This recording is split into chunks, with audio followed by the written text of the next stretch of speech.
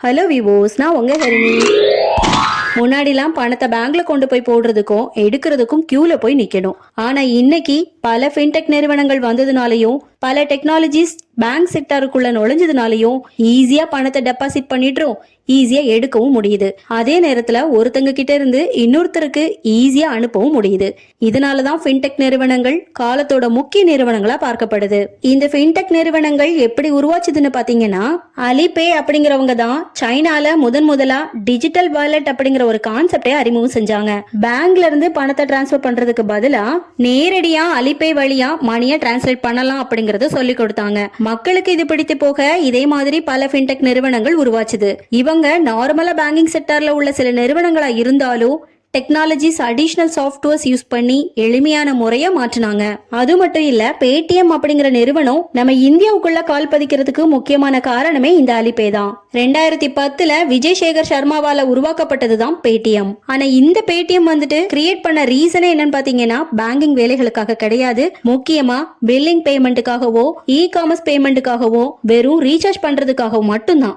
இப்படி பேடிஎம்ல ரீசார்ஜ் பண்ணும் அப்படின்னா உங்களுக்கு இந்த மாதிரியான கூப்பன்ஸ் கேஷ்பேக் கிடைக்கும் அப்படின்னு பேடிஎம் விளம்பரப்படுத்த ஆரம்பிச்சாங்க. இதனால பட்டி தொட்டி எங்கும் பேடிஎம் பரவிச்சு. 2021 ஹியூஜ் ஃபாலோவர்ஸ் பேடிஎம்க்கு இருந்ததுனால ஃபாஸ்டேகையும் இன்ட்ரோடியூஸ் பண்ணாங்க. ஸ்விக்கி, சொமேட்டோ இந்த மாதிரியான நிறுவனங்கள் கூடவும் பேடிஎம் டைரக்டா அக்ரிமெண்ட்டும் போட்டிருந்தாங்க. இதனால பேடிஎம் டிஜிட்டல் ஆப்பா பார்க்கப்பட்டது. அதாவது நம்ம பணத்தை சேமிச்சு வைக்கக்கூடிய பேங்கா மாறிச்சு. இதுதான் பேங்கிங் செக்டார்னு சொல்லப்படுது. இதனால மக்கள் ஆயிரக்கணக்கில் பணத்தை வேலெட்ல போட ஆரம்பிச்சாங்க. டைரக்டா பேடிஎம் வாலெட்ல நம்ம பணம் இருந்துச்சு அப்படின்னா ஸ்விக்கி, சொமேட்டோ இந்த மாதிரியான நிறுவனங்கள்ல நாம ஏதோ ஆர்டரோ புக்கிங்கோ செஞ்சோம் அப்படின்னா 20% ஆஃபர்ஸ் கிடைக்கும்னு விளம்பரப்படுத்தப்பட்டது. இப்படி யூபிஐ பேமெண்ட் மட்டும் இல்லாம பில்லிங் பேமெண்ட்ஸ்னு கமிஷன் வர வர பேடிஎம் வளர ஆரம்பிச்சது. இதனால பேடிஎம் ஷேர் மார்க்கெட்டுக்குள்ள கொண்டு வந்த கொஞ்ச நாள்லயே அடி வாங்க ஆரம்பிச்சது பேடிஎம். ஆனா அதே டைம்ல ரிசர்வ் பேங்க் ஆஃப் இந்தியாவோட ரூல்ஸ் அண்ட் ரெகுலேஷனை மதிக்காம இருந்துச்சு பேடிஎம். இதனால மார்ச் 11, 2022 பேடிஎம்க்கு ரிசர்வ் பேங்க் ஆஃப் இந்தியா ஒரு வார்னிங்கை கொடுத்தாங்க. என்னன்னு பாத்தீங்கன்னா, இதுக்கு மேல புது கஸ்டமர்ஸை உள்ள கொண்டு வராதீங்க, பேடிஎம் செயல்பாடுல நிறைய நம்பகத்தன்மை இல்ல அப்படின்னு ஒரு எச்சரிக்கையும் கொடுத்தாங்க. 2022 வார்னிங்க்கு அப்புறம் 2023 to 24 ஆடிட்டிங் நடத்தினதுல பிப்ரவரி 2024 புது கஸ்டமர்ஸை இனி நீங்க அலோ பண்ணக்கூடாது அப்படின்னும், புதுசா ரீசார்ஜ் ஆகட்டும் வாலெட் பணமாகட்டும் எதுவுமே புதுசா அலோ பண்ணக்கூடாதுன்னு ஒரு டெட்லைனை கொடுத்துட்டாங்க.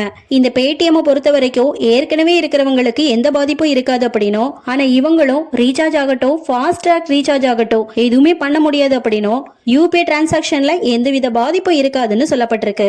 இத பத்தி நீங்க என்ன நினைக்கிறீங்கன்னு மறக்காம கமெண்ட்ஸ்ல சொல்லுங்க. இந்த பதிவு உங்களுக்கு பிடிச்சிருந்தனா லைக் பண்ணுங்க, கமெண்ட் பண்ணுங்க, மறக்காம ஹரிணி டாக் சப்ஸ்கிரைப் பண்ணி வச்சுக்கோங்க. தேங்க்ஸ் ஃபார் வாட்சிங்.